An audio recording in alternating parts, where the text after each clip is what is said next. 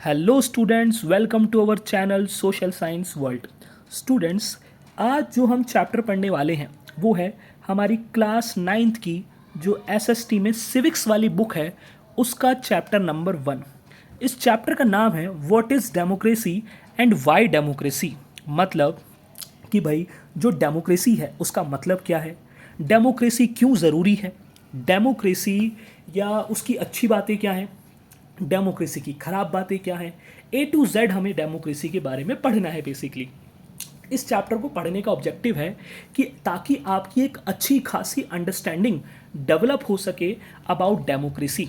ठीक है, कि डेमोक्रेसी कैसे फंक्शन करती है, सारी चीज़ें। ठीक है, तो चलिए वीडियो को शुरू करते हैं। सबसे पहले जो हमें पढ़ना है वो है व्हाट इज़ डेमोक्रेसी। कि भाई जो ये वर्ड है डेमोक्रेसी, इसका मतलब क्या है। देखिए, डेमोक्रेसी जो ये वर्ड है वो एक वर्ड से आया है जिसका नाम है डेमोक्रेटिया। ठीक है, डेमोक्रेटिया मैं लिख देता हूँ, डेमोक्रेटिया। ठीक है, जो ये डेमोक्रेटिया वर्ड है इसमें डेमो का मतलब है पब्लिक से।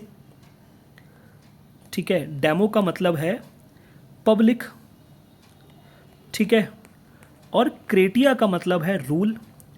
तो यानी कि अगर इन दोनों शब्दों को जोड़ दें तो इसका मतलब बनता है रूल ऑफ पब्लिक। ठीक है, यानी कि किसका राज है, पब्लिक का राज है। यानी पब्लिक कौन, आप, मैं और हम जैसे जो 140 करोड़ लोग इस देश में रहते हैं उनका शासन है। यानी कि जब लोगों का राज हो, किसी राजा रानी कोई नहीं, केवल लोगों का राज हो, जहाँ पे लोग रूल करें, उसी को कहा जाता है रूल ऑफ पब्लिक, यानी कि डेमोक्रेसी।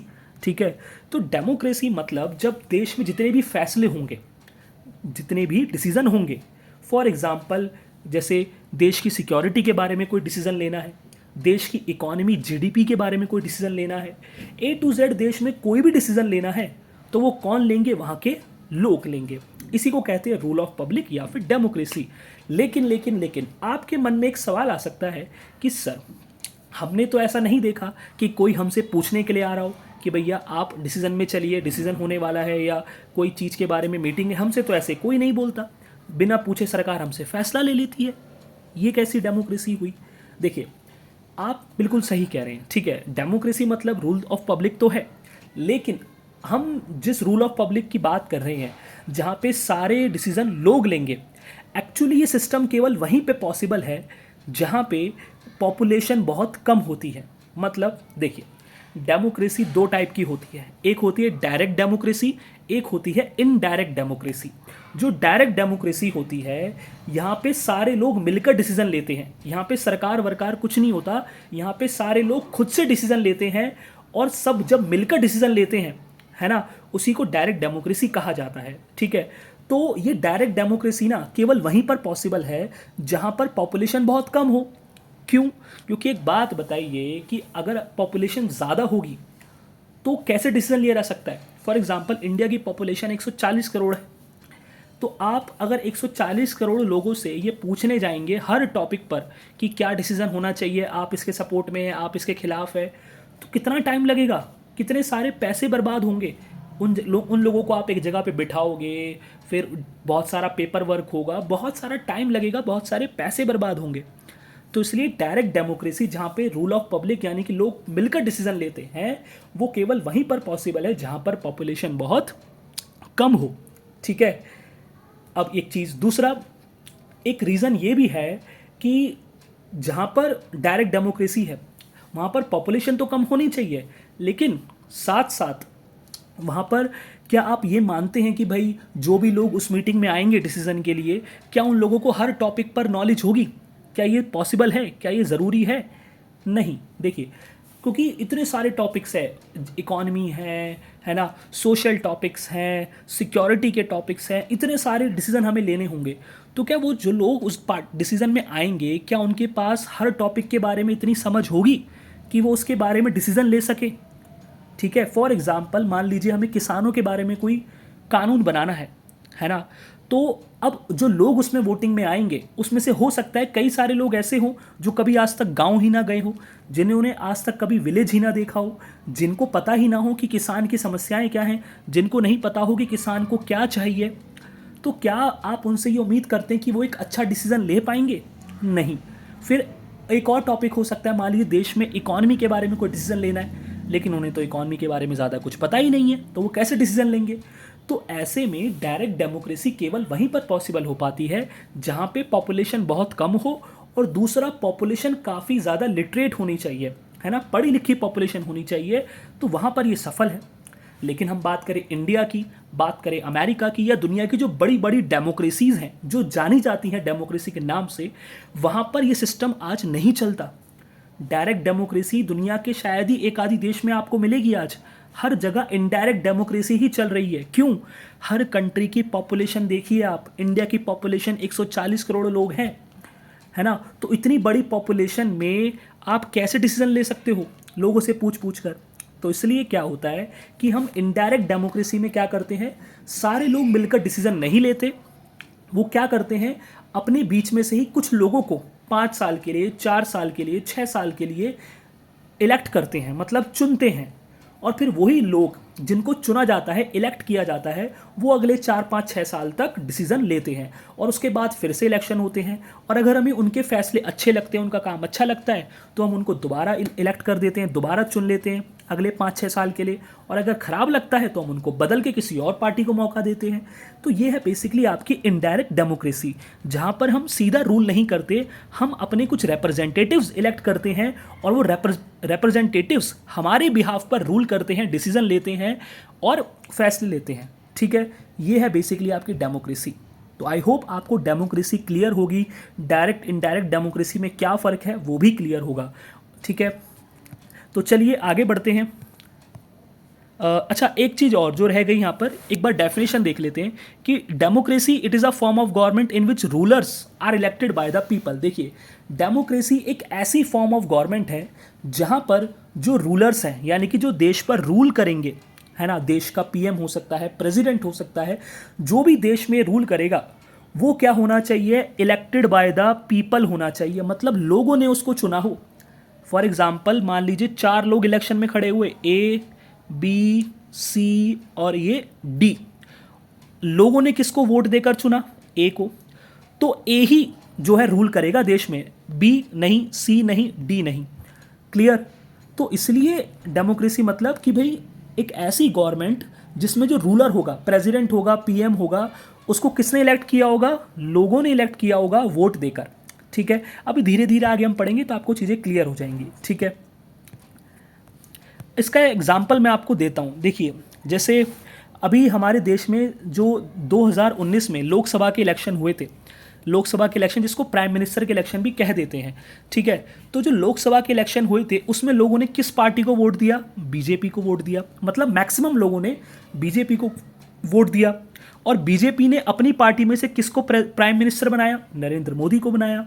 तो इससे हमें क्या समझ आया कि जिसको लोगों ने चुना, है ना, वो पीएम बने, और जिनको लोगों ने मना कर दिया है, लोगों ने कहा कि नहीं भाई हमें आपको इलेक्ट नहीं करना, तो वो नहीं बने। तो basically democracy is all about कि जिसको लोगों ने इलेक्ट किया है वही रूल करेगा और कोई नहीं। क्लियर है? ठीक है, तो एक चीज़ और, पेपर में कई बार पूछ लेते हैं कि डेमोक्रेसी की डेफिनेशन बताओ अब्राहम लिंकन के अनुसार। जो अब्राहम लिंकन है ये कौन है? Abraham Lincoln United states of America, जिसको हम यूएसए भी बोलते हैं, उसके फॉर्मर प्रेसिडेंट हैं। फॉर्मर मतलब पहले थे प्रेसिडेंट, अब नहीं है। ठीक है, तो जो यूएसए के पहले प्रेसिडेंट रह चुके हैं अब्राहम लिंकन, उनके द्वारा एक डेफिनेशन दी गई थी डेमोक्रेसी की जो काफ़ी ज़्यादा पॉपुलर है। इस डेफिनेशन में कहा गया है कि democracy it is a government of the people, for the people and bye the people. मतलब जब सब कुछ पीपल के द्वारा ही किया जाए, सब कुछ पीपल के द्वारा ही हो, पीपल ही लोगों को डिसाइड, पीपल ही डिसीजन लेंगे, पीपल ही जो है सारी चीज़ें करेंगे, तो उसको कहा जाता है डेमोक्रेसी। बेसिकली इसमें सारी पावर लोगों के हाथ में होती है, लोगों की सरकार होती है, लोगों के लिए ही होती है, और लोग ही रूल करते हैं। क्लियर? तो ये सारी चीज़ें हैं। तो ये डेफिनेशन आपको याद होनी चाहिए, पूछ लेते हैं पेपर में। नेक्स्ट चीज़ जो हमें देखनी है वो है फीचर्स ऑफ डेमोक्रेसी। देखिए, डेमोक्रेसी के फीचर्स यानी कि डेमोक्रेसी की अच्छी बातें, है ना। अब डेमोक्रेसी की अच्छी बातें में सबसे पहला जो पॉइंट आप लिख सकते हो, ये बहुत इंपॉर्टेंट क्वेश्चन है, 5 नंबर में आ जाता है पूरे, ठीक है। तो याद रखना, सबसे पहला जो फीचर है कि in a democracy final decision is taken by the elected people, यानी कि डेमोक्रेसी के अंदर जो भी आखिरी डिसीजन होगा, मतलब जो डिसीजन लिए जाएंगे वो किसके द्वारा लिए जाएंगे, इलेक्टेड पीपल के द्वारा लिए जाएंगे। जैसा कि आप देख सकते हैं, ये हमारी पार्लियामेंट है, पार्लियामेंट ऑफ इंडिया, ठीक है। जो ये पार्लियामेंट है, यही वो बॉडी है, यही वो कह सकते हो चीज़ है जो हमारे देश में सारे डिसीजन लेती है। क्लियर। जो ये पार्लियामेंट है, इसमें क्या होता है बेसिकली, अगर जब हम आगे के चैप्टर्स पढ़ेंगे, उसमें एक चैप्टर आएगा इलेक्टोरल पॉलिटिक्स करके, उसमें हम इसके बारे में डिटेल्स में पढ़ेंगे। अभी आप इतना समझिए कि हमारे इसके अंदर 543 सीट्स हैं प्रेजेंट में, ठीक है, यानी कि 543 मेंबर्स होंगे, ठीक है। अब जो ये 543 मेंबर्स हैं, ये देश के अलग अलग इलाकों से इलेक्ट होकर आते हैं, देश के अलग अलग पार्ट से, देश की अलग अलग स्टेट से इलेक्ट होकर आते हैं और यहाँ पे आकर बैठते हैं। बेसिकली लोग चुनाव जीत कर आते हैं, ठीक है। तो ये जब लोग यहाँ पर आते हैं तो यही डिसीजन लेते हैं कि हमारे देश में क्या लॉज बनेंगे, क्या डिसीजन लिए जाएंगे, क्या पॉलिसीज़ बनेंगी, ठीक है। हमारे देश में जो भी डिसीजन होते हैं वो इन्हीं 543 इलेक्टेड मेंबर के द्वारा, जिनको लोगों ने चुना है, उन्हीं के द्वारा लिए जाते हैं, ठीक है। इसमें हमारी लोकसभा, राज्यसभा और प्रेसिडेंट शामिल होते हैं, ठीक है। आई होप आपको ये क्लियर होगा कि फाइनल डिसीजन कौन लेगा, जिसको लोगों ने इलेक्ट किया है। और लोगों ने किसको इलेक्ट किया है, इसमें बैठने वाले 543 लोगों को। तो यही हमारे देश में डिसीजन लेते हैं, ठीक है। आगे अगर हम बढ़ें तो नेक्स्ट हमें पढ़ना है जो फीचर है वो है election must be based on free and fair. मतलब कि जो इलेक्शन होने चाहिए, इलेक्शन मतलब आप समझते हैं ना कि आपके पास कई सारे ऑप्शंस होंगे, ठीक है। आपको उनमें से एक व्यक्ति को सिलेक्ट करना होगा, एक व्यक्ति को वोट देना होगा जिसको आप बेहतर मानते हैं। तो फॉर एग्जांपल मान लीजिए आपने सी को वोट दिया, है ना, और कुछ लोगों ने बी को वोट दिया, कुछ लोगों ने ए को वोट दिया और कुछ लोगों ने डी को वोट दिया। तो जिसको सबसे ज़्यादा वोट मिले होंगे, फॉर एग्जांपल मान लीजिए ए को सबसे ज़्यादा वोट मिले हैं, 100 लोगों ने वोट किया, ठीक है। इन 100 में से सबसे ज़्यादा लोगों ने वोट किया ए को, तो कौन जीत जाएगा, ए जीत जाएगा। ये तो हो गए आपके इलेक्शन। लेकिन हमें ध्यान क्या देना है यहाँ पर कि जो भी पूरा प्रोसेस होता है ना इलेक्शन का, ये फ्री होना चाहिए और फेयर होना चाहिए। फेयर का मतलब होना चाहिए कि चीटिंग नहीं होनी चाहिए, ठीक है। कोई चीटिंग नहीं होनी चाहिए, कोई पार्शियलिटी नहीं होनी चाहिए कि भाई जो लोग सरकार में हैं उनके पास भी उतने ही राइट्स होने चाहिए इलेक्शंस में, जो लोग सरकार में नहीं हैं उन जितने उनके पास। क्लियर। तो मतलब इलेक्शंस जो होने चाहिए वो बिना किसी चीटिंग के होने चाहिए, बिल्कुल फेयर होने चाहिए, सबको बराबर का मौका मिलना चाहिए। फ्री मतलब भाई लोगों को जिसको मन करे उसको वोट देने का अधिकार होना चाहिए। जिस व्यक्ति को जिस पार्टी से चुनाव लड़ना है, मान लीजिए कोई व्यक्ति चाहता है कि मुझे ए पार्टी से इलेक्शन लड़ना है तो प्लीज़ लड़ लीजिए। कोई चाहता है कि मुझे सी पार्टी से लड़ना है तो वो सी से इलेक्शन लड़ सकता है। हालांकि उसका एक प्रोसेस होता है, वो आपको फॉलो करना पड़ेगा, बट आप फ्री हैं किसी भी पार्टी को वोट देने के लिए, किसी भी पार्टी से इलेक्शन में जो है टिकट लेकर चुनाव लड़ने के लिए, ठीक है। तो ये है basically election must be based on free and fair, ठीक है। नेक्स्ट जो हमारा पॉइंट है भाई डेमोक्रेसी का, कि ईच अडल्ट सिटीजन, अडल्ट मतलब 18+ जो हैं, ठीक है, 18+ के जो लोग हैं उन सभी को वोट का अधिकार होना चाहिए और उनके वोट की वैल्यू भी सेम होनी चाहिए। फॉर एग्जाम्पल हमारे देश में 18+ के जितने भी लोग हैं, चाहे वो हिंदू हो, मुस्लिम हो, सिख हो, बौद्ध, जैन, कोई भी हो, मेल हो, फीमेल हो, कोई भी हो, पढ़े लिखे हो, अनपढ़ हो, गरीब, किसान, अमीर आदमी, कोई भी हो, अगर वो भारत का नागरिक है और 18 से ऊपर का है, मतलब 18 की एज को कंप्लीट कर चुका है, तो उसको देश में वोट करने का अधिकार होगा। इसके साथ साथ दूसरी चीज़ कि जो भी लोग वोट कर रहे हैं उन सभी के वोट की वैल्यू सेम होगी, यानी कि 1 होगी। ऐसा नहीं है कि अगर आप मेल है यानी कि पुरुष है तो आपके वोट की वैल्यू 10 होगी और अगर आप फीमेल हैं तो आपके वोट की वैल्यू 1 होगी, ऐसा नहीं है, ठीक है। डेमोक्रेटिक कंट्री में जहाँ पे डेमोक्रेसी होती है वहाँ पे सबको वोट करने का अधिकार होता है और साथ साथ सबके वोट की वैल्यू भी सेम होती है, कम ज़्यादा नहीं। क्लियर। नेक्स्ट चीज़ जो हमें पढ़नी है वो है फीचर्स ऑफ डेमोक्रेसी, ठीक है। मतलब अभी वही टॉपिक चल रहा है हमारा, फीचर्स ऑफ डेमोक्रेसी। इसमें एक पॉइंट और है कि a democratic government works with in the limit set by the constitution. देखो हमारा एक कॉन्स्टिट्यूशन है, ठीक है। कॉन्स्टिट्यूशन क्या है इसके बारे में हम चैप्टर 2 में पढ़ेंगे। अभी आप इतना समझिए कि कॉन्स्टिट्यूशन क्या है। कॉन्स्टिट्यूशन एक रूल है, रूल ऑफ बुक है ना, या बुक ऑफ रूल्स कह लीजिए, है ना। तो ये एक नियमों की किताब है जिसके द्वारा हमारा पूरा देश चलता है। जो हमारी पूरी कंट्री है इंडिया, वो किसके अकॉर्डिंग काम करती है, इसी बुक के अकॉर्डिंग, इसी कॉन्स्टिट्यूशन के अकॉर्डिंग। और जो एक कॉन्स्टिट्यूशन है ना, ये हमारी गवर्नमेंट को, जिनको आपने अभी चुना है वोट देकर, उनको अनलिमिटेड पावर नहीं देता कि उनके मन में जो आए वो कर सकते हैं, नहीं। हमारी जो गवर्नमेंट होती है, चाहे वो किसी भी पार्टी की हो, उस गवर्नमेंट के ऊपर कुछ लिमिटेशंस लगी होती हैं, कुछ पाबंदियां लगी होती हैं कि वो क्या कर सकते हैं और क्या नहीं कर सकते। अगर गवर्नमेंट उस लिमिट को क्रॉस करती है तो सुप्रीम कोर्ट उस एक्शन को अनकॉन्स्टिट्यूशनल यानी कि संविधान के खिलाफ कहकर उसे रिजेक्ट कर देता है, हटा देता है ना, अनकॉन्स्टिट्यूशनल डिक्लेयर कर देता है, ठीक है। तो बेसिकली हमारे देश में जो भी गवर्नमेंट होती है या किसी भी कंट्री में जो भी डेमोक्रेटिक गवर्नमेंट होगी, वो हमेशा लिमिट के अंदर रहकर काम करती है। उसके पास अनलिमिटेड पावर नहीं होती, उसे कॉन्स्टिट्यूशन के अकॉर्डिंग ही काम करना पड़ता है, ठीक है। नेक्स्ट चीज जो हमें देखनी है वो है features of a non democratic government, ठीक है। Features of a non democratic government. देखिए डेमोक्रेटिक गवर्नमेंट के बारे में तो हमने पढ़ लिया कि जहाँ पर फ्री एंड फेयर इलेक्शन होंगे, सबको वोट करने का अधिकार होगा, है ना। फिर जो गवर्नमेंट होगी वो कॉन्स्टिट्यूशन के अंडर रहकर काम करेगी, है ना। रूलर्स जो होंगे उसको लोग इलेक्ट करेंगे। ये सारी चीज़ें हमने डेमोक्रेसी में पढ़ी।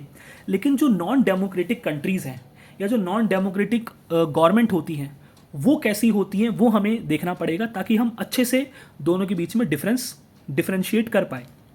सबसे पहली चीज़, no free and fair election. देखिए जहाँ भी डेमोक्रेसी नहीं होगी, जहाँ भी डेमोक्रेसी नहीं होगी, वहाँ पे इस बात की पूरी पॉसिबिलिटी है कि वहाँ पे जो इलेक्शंस होंगे वो फ्री एंड फेयर नहीं होंगे, फ्री एंड फेयर नहीं होंगे। यानी कि वहाँ पे चीटिंग हो सकती है, किसी एक पार्टी को जिताने की कोशिश की जा सकती है, कई लोगों को वोट करने से रोका जा सकता है। तो ऐसी बहुत सारी माल प्रैक्टिसेस हो सकती हैं जो कि एक फ्री एंड फेयर इलेक्शन के अगेंस्ट है, ठीक है। आगे हम इसके एग्जांपल्स देखेंगे। फिर ruler is not elected by the people. जहाँ पर भी डेमोक्रेसी नहीं होगी, वहाँ पर जो रूलर होगा यानी कि जो उस कंट्री में राज कर रहा है, उस देश को चला रहा है, उसको लोगों ने नहीं चुना होता। फॉर एग्जाम्पल किंग, जैसे कई देशों में आज किंग मौजूद है। एक बात बताइए, क्या किंग आपसे पूछकर किंग बनता है? क्या किंग आपसे पूछकर किंग बनता है? नहीं भैया, वो तो रॉयल फैमिली से है, वो तो शाही परिवार में उसका जन्म हुआ था, इसलिए वो किंग बन गया। कल को उसका बेटा बनेगा, तो जब उसका बेटा किंग बनेगा तो क्या वो आपसे पूछकर बनेगा? नहीं बनेगा। फिर वो चलता रहेगा ऐसे ही। तो यानी कि जो भी मोनार्की सिस्टम होता है, जहाँ पर किंग होता है, वो किंग लोगों द्वारा इलेक्ट नहीं होता। वो तो बस एक इसलिए किंग बना क्योंकि उसका जन्म एक रॉयल फैमिली में हुआ, एक खास परिवार में हुआ, इसलिए वो किंग बन गया, वो रूलर बन गया। लेकिन डेमोक्रेसी में ऐसा नहीं होता, हमने पढ़ा था पीछे, ठीक है। तो याद रखिएगा, नॉन डेमोक्रेसी में रूलर जो होता है उसको लोग इलेक्ट नहीं करते। वो किंग भी हो सकता है, वो कोई डिक्टेटरशिप भी हो सकती है, और भी तरह की चीज़ें हैं, ठीक है। फिर ruler is supreme. Ruler is supreme का मतलब होता है कि जैसे हमने अभी पीछे पढ़ा कि हमारे यहाँ जो गवर्नमेंट होती है या जो रूलर होता है वो कॉन्स्टिट्यूशन के अंडर रहकर काम करता है, मतलब कॉन्स्टिट्यूशन के अगेंस्ट नहीं जा सकता, ठीक है। लेकिन जो नॉन डेमोक्रेटिक कंट्रीज होती है वहाँ पे रूलर ही सब कुछ है। वहाँ पे कॉन्स्टिट्यूशन तो केवल एक किताब है, कॉन्स्टिट्यूशन तो केवल एक किताब है, और सारी पावर किसके पास होती है? रूलर के पास। वो चाहे तो कॉन्स्टिट्यूशन को बदल भी सकता है, वो चाहे तो कॉन्स्टिट्यूशन के खिलाफ भी जा सकता है। रूलर मैटर करता है, लोग मैटर नहीं करते, लॉज मैटर नहीं करते, कॉन्स्टिट्यूशन मैटर नहीं करता, ये आप याद रखिएगा।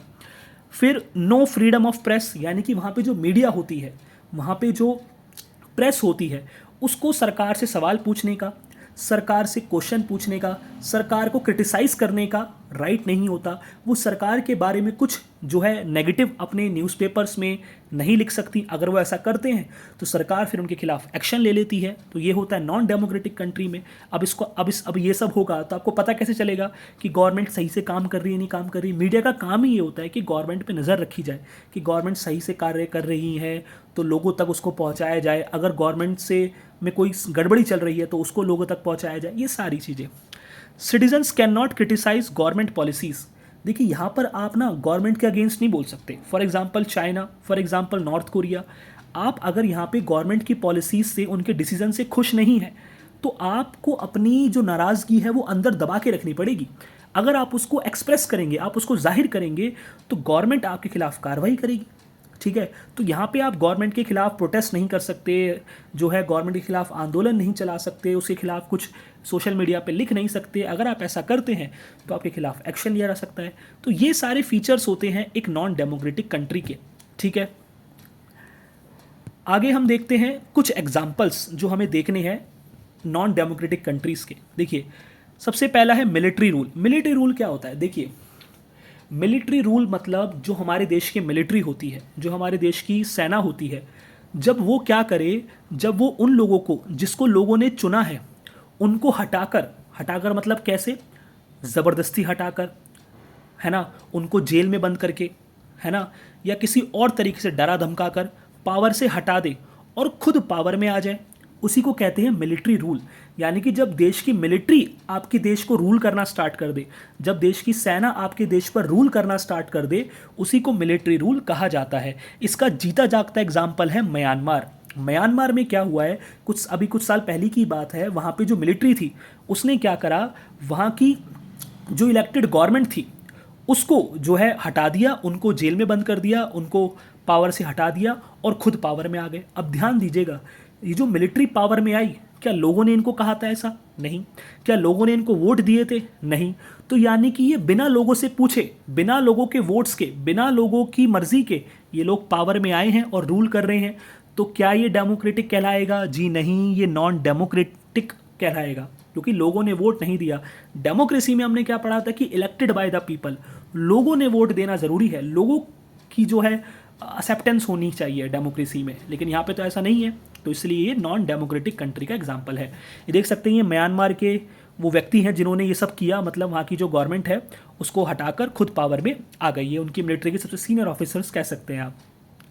फिर दूसरा एग्जाम्पल हमारे पास होता है डिक्टेटर्स का। जैसे एक चीले एक कंट्री है जहाँ पे बेसिकली एक पिनोचेट नाम के एक व्यक्ति हैं, थोड़ा प्रोनाउंसिएशन अलग हो सकती है। ये जो व्यक्ति हैं इन्होंने क्या किया था, बेसिकली ये भी मिलिट्री से ही बिलोंग करते थे, है ना, चीले कंट्री की। और जब ये पावर में मतलब मिलिट्री में थे तो उन्होंने क्या करा, मिलिट्री की हेल्प से वहाँ की इलेक्टेड गवर्नमेंट को हटा दिया और खुद पावर में आ गए। सेम ही है म्यांमार की तरह। तो ये भी जो है कह सकते हो आप नॉन डेमोक्रेटिक, क्योंकि लोगों ने नहीं चुना था। आपको क्या याद रखना है कि हर वो रूल, हर वो शासन नॉन डेमोक्रेटिक है जिसको लोग नहीं चुनते। क्योंकि डेमोक्रेसी का मतलब ही क्या है कि जब लोग इलेक्ट करें रूलर को, है ना। Democracy it is a form of government in which rulers are elected by the people. So अगर rulers are not elected by the people तो वो डेमोक्रेसी नहीं कहलाएगी। ठीक है, चाहे वो म्यांमार हो, चाहे वो चीले हो। ठीक है, नेक्स्ट एग्जाम्पल है आपका सऊदी अरेबिया। सऊदी अरेबिया एक कंट्री है जहाँ पे क्या है, किंग वाला सिस्टम है, यानी कि मोनार्की चलती है। ये सऊदी अरेबिया का किंग ही है ना। अब बताइए, किंग क्या आपसे पूछकर किंग बनता है? मैंने अभी बताया था, नहीं जी, वो तो एक रॉयल फैमिली में उसका जन्म हुआ और ये वहाँ से किंग बन गए। कल को इनका बेटा, फिर इनका बेटा, फिर इनका बेटा, यही चलता है। ठीक है, तो ये कुछ एग्जाम्पल्स हैं आपके सामने नॉन डेमोक्रेटिक के, चाहे वो मिलिट्री रूल हो, चाहे वो डिक्टेटर्स हो, चाहे वो किंग्स हो। ठीक है, तो ये सारे आपके नॉन डेमोक्रेटिक कंट्रीज के एग्जाम्पल है। बेसिकली आज की वीडियो में हम इतना ही पढ़ेंगे। ठीक है, नेक्स्ट पार्ट में हम इस चैप्टर को आगे कवर करेंगे। ठीक है, तो तब तक के लिए थैंक यू। अगर आपको वीडियो अच्छी लगी हो तो चैनल को सब्सक्राइब कीजिए, वीडियो को लाइक कीजिए, अपने दोस्तों के साथ शेयर कीजिए, और अगर कोई डाउट है या कोई सजेशन है तो उसको कमेंट सेक्शन में टाइप कीजिए, उसका रिप्लाई किया जाएगा।